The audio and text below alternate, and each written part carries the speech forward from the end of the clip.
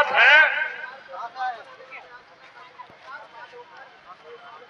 जिस कानून को अंग्रेजी हुकूमत से लड़के आदिवासियों ने बनवाया था और गुलाम भारत में भी ब्रिटिश काल के दौरान ही सीएए कानून को लागू किया जाता रहा। 1947 में देश छोड़ के चले गए अंग्रेज, देश आजाद हुआ।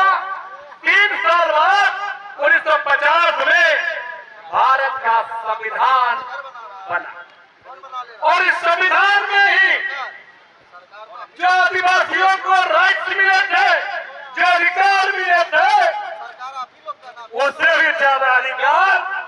भारतीय संविधान ने दिया। जो ब्रिटिश काल में मिला था सीएए कानून को, उसके बाद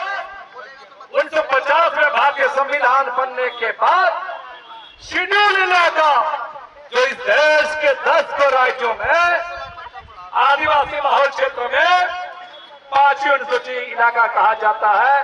शेड्यूल इलाका कहा जाता है, अनुच्छेद 244 का इलाका कहा जाता है, यह अधिकार दिया गया। लेकिन अफसोस की बात, देश आजाद होने के 75 साल बाद भी, झारखंड राज्य बनने के 25 साल बाद भी, आज भी मुगल काल में भी आदिवासी लड़ा, ब्रिटिश काल में भी आदिवासी लड़ा, देश आजाद हुआ, संविधान बना और जिस संविधान में आदिवासियों को अधिकार दिया गया, चाहे जमीन कानून को लेकर, चाहे 101 को लेकर, चाहे 5वीं अनुसूची का मामला हो,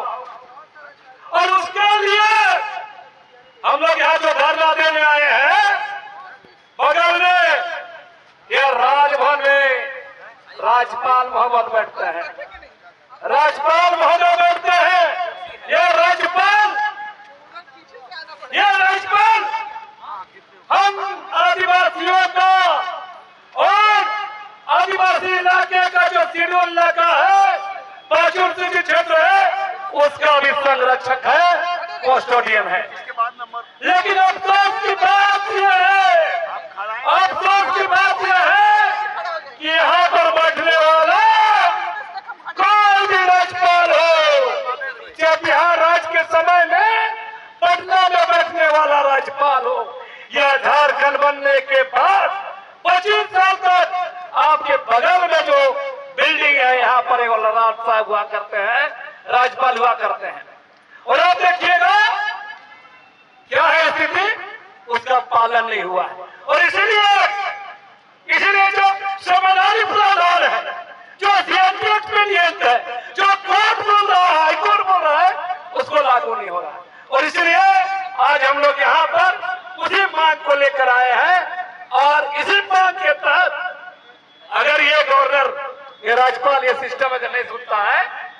तो हम लोग बड़े आंदोलन कर जाएंगे, लगातार आंदोलन कर बढ़ेंगे। इन्हीं शब्दों के साथ हम अपनी बातों को समाप्त करते हैं। जोहार, जय झारखंड।